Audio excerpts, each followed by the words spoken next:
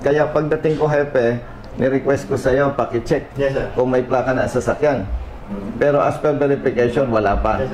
O ibig sabihin, mali ang ginawa ng enforcer mo kasi nag-ticket agad. Hindi pa na-verify. Yes, sir. O ano ngayon gagawin natin dyan? Sasabihin natin sa kanya, Sir, pasensya na. Tagal mo na sa LTO eh. Bakit hindi mo pa alam yung memo ng LTO? Tungkol po sa sir. Di ba, may memo ang LTO. Kapag enforcer ako, nakita ko yung sasakyan mo, parang may duda ako sa plaka, ang pinaka pwede ko lang gawin, Sir, pwedeng makita ang lisensya mo? Sir, trabaho lang to ha, pasensya ka na. Picturean ko ang lisensya mo. Sir, patingin nga ng ORCR, picturean. Hindi pwedeng ticket agad. Ito ang mahirap sa mga LTO enforcer, nahuli na lang ng huli at hindi na inaalam ang tamang trabaho mga idolo. Dahil mantakin mo mga idolo ha, hinuli ang isang driver na walang plaka. For verification pa nga yung plate mga idolo. Pero tinuruyan pa rin ito at binigyan ng ticket, samantalang napag-alaman ni Colonel Busita na wala pa naman talagang plaka. At ang malupit nito mga idol, balak pa niyang dagdagan ang violation na no seatbelt. Samantalang nung hinuli niya yung driver, naka-seatbelt. Dudukot lang ng wallet para ipakita ang lisensya kaya nagtanggal ng seatbelt. Gaano naman kasakit ito mga idol na wala na talagang matino na nagpapatupad ng batas, trapiko. Walang pakialam yung mga enforcer na to. Basta sa kanila, makahuli lang. Hindi nila alam yung mga tama at mali. Tsaka yung pamilyang maaabala at mapaperwisyo sa ginagawa nilang panguhuli sa mga motoristang mismong lumalaban ng parehas para mabuhay. Kaya ito ang inaksyonan ni Colonel Busita. Kaya tara, sabay-sabay nating panoorin. May hinit na eksena ukol dito pero bago yon, huwag nyo kalimutan mag-subscribe. Alright.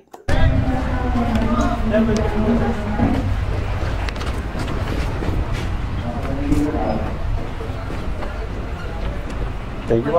Thank you. Hi, hello. Followers po. Buka po. Thank you po. Thank you. Ikaw ang aking number 1 senador. Right, number 2, okay lang. Ngayon pa lang ako, nagpapasalamat na ako sa laki na naitulong niyo po sa amin. Okay. Ganon, salamat. Sige po, ingat po lagi. Okay. Hi, thank you brother. Thank you po. Hello. Thank you. Thank you. Okay. Thank you, brother. Salamat po, sir. Thank you. Brother. Thank you. Brother. Thank you, sir. Thank you. Thank you. Thank you. Okay, thank you. Thank you po. Thank you, sir. Yan na sticker to. Sticker dito, sticker. Thank you. Morning, brother.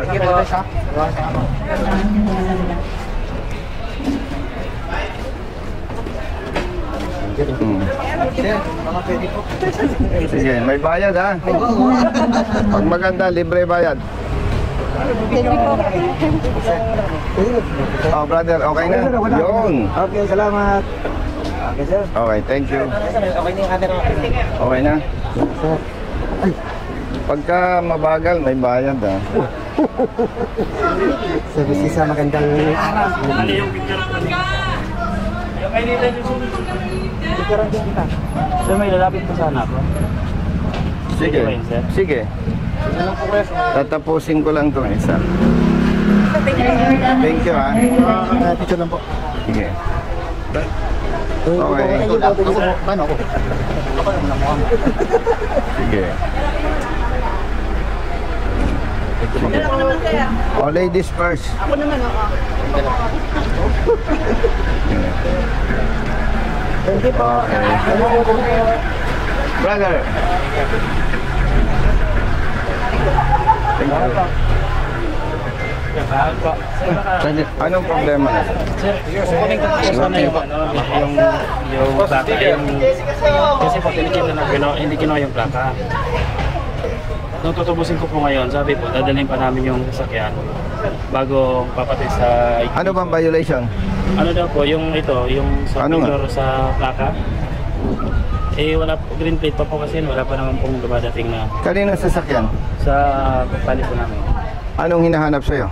Dadalhin daw po dito ang truck, i-check kung hindi na daw po luma yung plaka. Kailangan daw po ipa-replace. Eh, matagal din siya, di ba? Pag nag-request ng replacement ng plaka. Baka mo muna. Nahuli ka.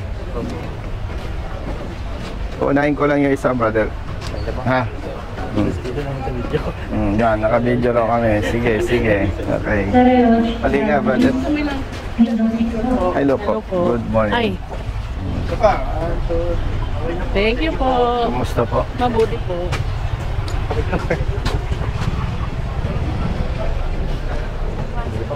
Brother, si Hepe mo, andyan?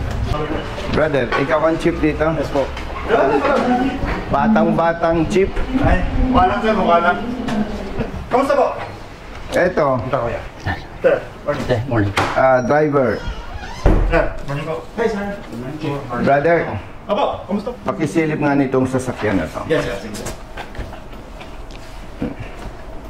Pero okay lang sir, check lang po natin. Okay, please. Thank you. Sir, upon checking, both systems po ay hindi pa naka-upload kung meron man.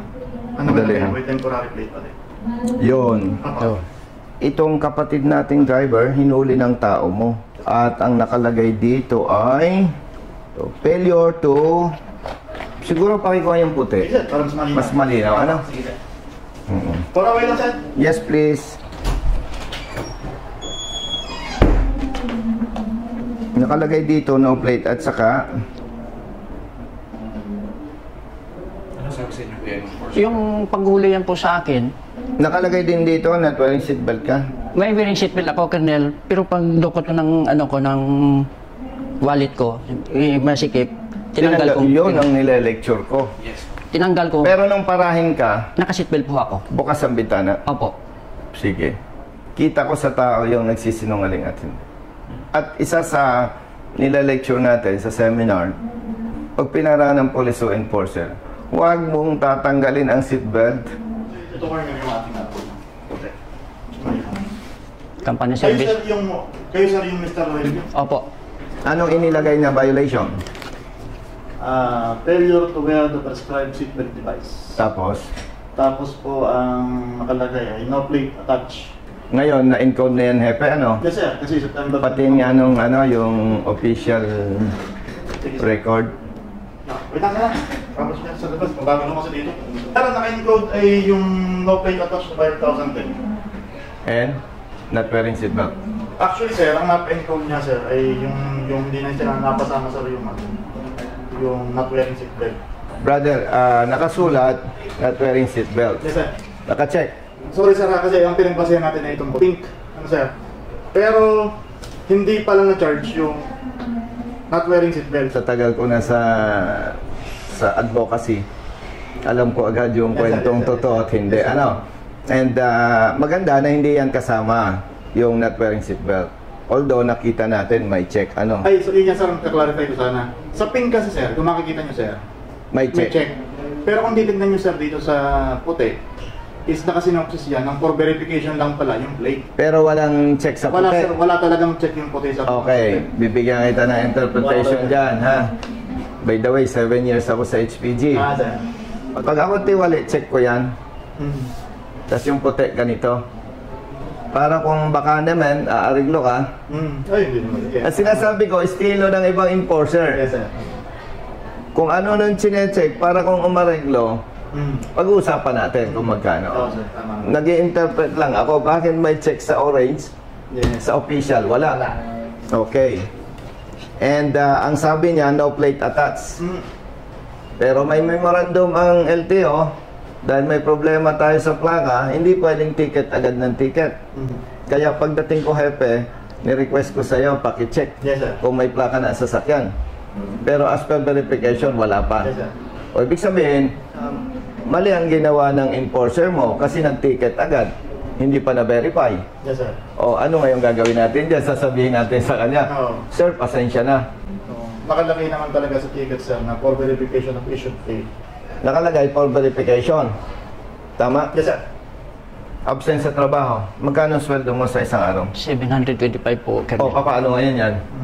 Pagkakita pa lang niya, may doubt na siya. Pero kung inumpis ka ang lisensya at tinikitan siya, yun nga ang lalong nagpapakita na mali ang ginagawa ng tao mo.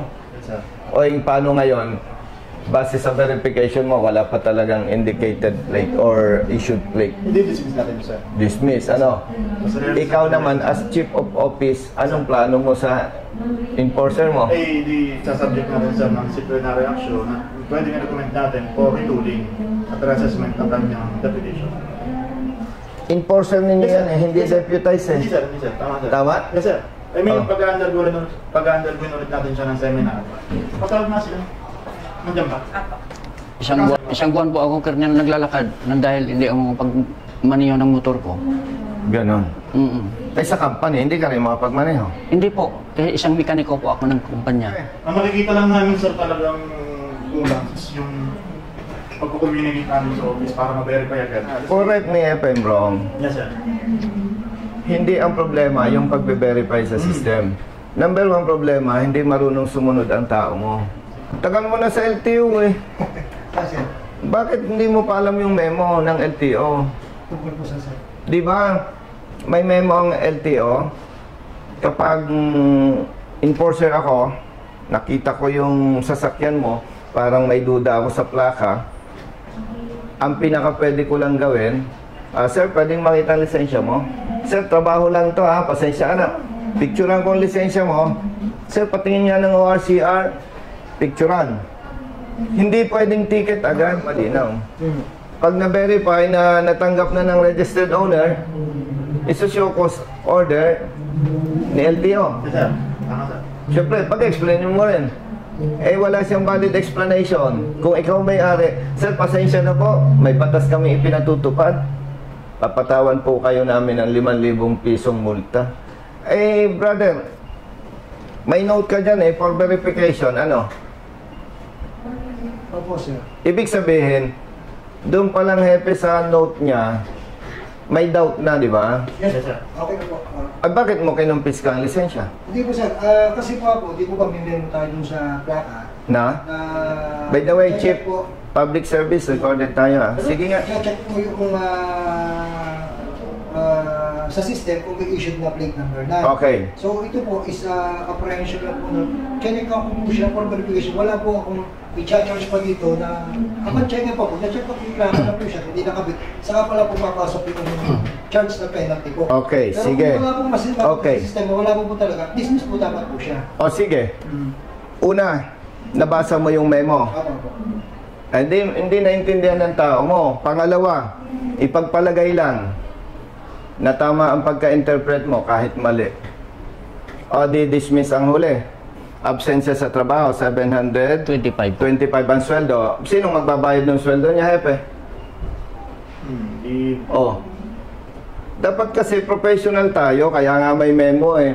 In fact, nung nasa kongreso pa ako, yan yung kinwestiyon ko kay dating chief ng LTO, Attorney Bigor Mendoza, Asik Bigor Mendoza.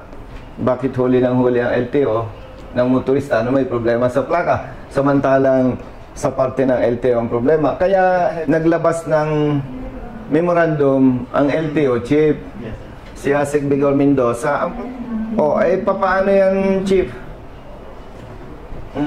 Release na. Ano sasabihin natin? Pasensya na. Yun po.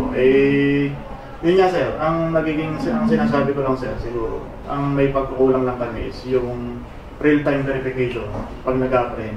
Hepe, Kasi hindi nga namin ma-verify sa field kung may plaka na talaga kasi ibabato pa namin dito sa office. Sila pa lang ma-verify. Ngayon, hindi lang na-verify agad. Kasi kung na-verify agad yun, hindi na darating sa punto na confiscate yung license. Although hindi naman sinasabing tama sa rin pagka-confiscate ng license. Definitely, verification lang. definitely, walang justification ang enforcer mo. Yes, sir. Kasi may memo. Yes, sir, may memo. Kung hindi mo man ma-verify agad, no choice ka. Hindi mo pwedeng hulihin. Yes, sir.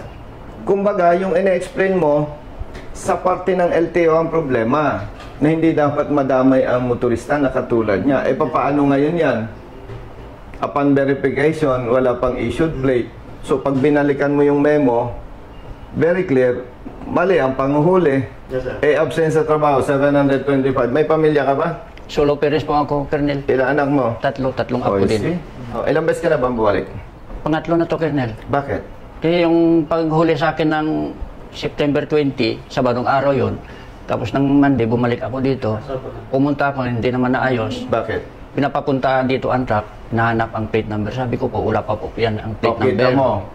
Kita mo, Hepe, ang problema. Sa driver, pinapahanap ang plaka. Samantalang pagkakita nyo sa system, alam agad. Yes, sir. Absent ka nung Monday.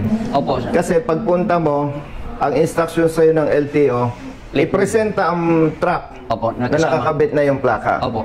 Hindi nagka-okay. Hindi. Kailan ka ulit bumalik? I think, pinalagpas ko muna yung isang linggo, bumalik ako dito ulit. Sabi ko, ma'am, kung pwede, ipalit mo lang at ipa-impound ko at kukunin ko lang driver's license ko kasi hindi ko makapaghanap buhay. 3 days ka nang absent ngayon. Opo. Kaya sa ngalan ng public service, Hepe, walang personalan. Aksyonan mo ito Yes, sir. accordingly. Yes, sir. Para wag nang mangyari itong ganito sa iba. Yung plaka niya, sir, ano pong sabi ng dealer? Kasi sir, yung sabi ng plate coordinator namin, pinuntahan nila doon sa Pasay, sa kinuha na ng L300, and then, tinuro naman sila sa Abad Santos. Ngayon, pag galing sa Abad Santos, yung plate coordinator namin pumunta sa main office ng LTO. Yung advice kernel sa kanila, lost plate na lang daw. Oo. Very clear, doon pa lang sa note for verification, may doubt ka na eh. Di ba? May memo eh. May doubt ka. Hindi mo dapat tinikitan, hindi mo dapat kinumpis ka. Ay sabi naman ni Hepe, may problema sa verification, hindi mabilis. Ay wala tayong magagawa. Sa parte ng LTO may problema. Di ba? Hindi dapat masacrifice yung katulad niya. Katulad niyan, 3 araw absent, more than 2,000. Hindi naman kami mapera. Brother, bibigyan kita ng 2,000. Thank you po, Colonel. Advocacy ito eh. Kasi hindi kami pumapayag, Hepe, na yung katulad niya ay nagsasuffer na katulad niyan. Kapalit ng 2,000, ang request ko lang sa iyo, ma-actionan ito properly. Walang personalan to. Gusto lang natin maitama yung mali. Tapos, para hindi na, sir, mangyari ulit to, tutulungan namin, sir, na hanapin kung nasan yung plaka niya. At ang alam ko, Hepe, ang dealer may accreditation sa LTO. Yes, sir. Sir. Ibig sabihin, may kapangyarihan ng LTO Yes, na itong maling ginagawa ng ibang dealer. Hindi naman lahat eh. Ay mabigyan ng corresponding sanction. Yes, sir. No? Exempted muna ito sa protocol na may contest kasi na-verify na ninyo eh. Yes, sir. Paano yung lisensya niya? Ngayon na. Ito, sir. Thank you. Thank you po, Colonel. Thank you po, sir. Sir, thank you po. Akin na yung bag ko. At wala mo sir talaga yan. Kapag yung araw na yun, kasi wala mo talaga babayaran. Kung na-check naman yung araw na yun, hindi mo talaga pagbabayaran yun. Pag na-check mo, dapat, release na po talaga dapat yun. May problema talaga sa iyo, brother. Ipinipilit mo, ginajustify mo na tama ang ginawa mo. Ulitin ko, may memo. Yes sir. Hindi ka pwedeng mag-ticket unless verified. Pangalawa, confused ka, tinikitan mo, kinumpis ka mo ang lisensya. Okay lang sana, Hepe, kung nakachamba siya na na-issue na yung plaka. Kahit mali, hindi kami makareklamo kasi natanggap na ang plaka. Paano yan, brother? Hepe, 3 days siyang hindi nagtrabaho. Pamilyado, single parent. Oh. Ito, Hepe, kaya talaga pinapakita ko to encourage other motorists na kapag may problema sa huli, magsumbog sa amin para maitama. No? At ito naman, matagal na natin ginagawa. Advocacy ito Hepe. Yes, sir. Oo, kilala mo naman ako, hindi naman ako milyonaryo. Thank you po, Colonel. Sige, okay na lisensya mo. Kahit kulang nabawi mo naman 2,000, ano? Maraming salamat po. Hepe. Okay. Thank you. No problem, sir. Ikaw nang bahala. Sige, sir. Usapang public service. Yes, sir. Yes, sir. We are hoping na bibigyan mo ng appropriate action to. Yes, sir. Otherwise, Hingin ko na rin ikaw ang aaksyonan ko. Hingin ko na rin sir yung contact number ni sir para Sige po, sir. once na makuha namin yung malaman namin kung nasan talaga yung plaka niya, itawagan agad namin siya. Para it's either makiusap ako na may pupunta naman din sa aming central office, doon bibigay yung plaka, kukunin namin doon. Salamat, Tepe. Maraming salamat po. Para mo. Malungkot,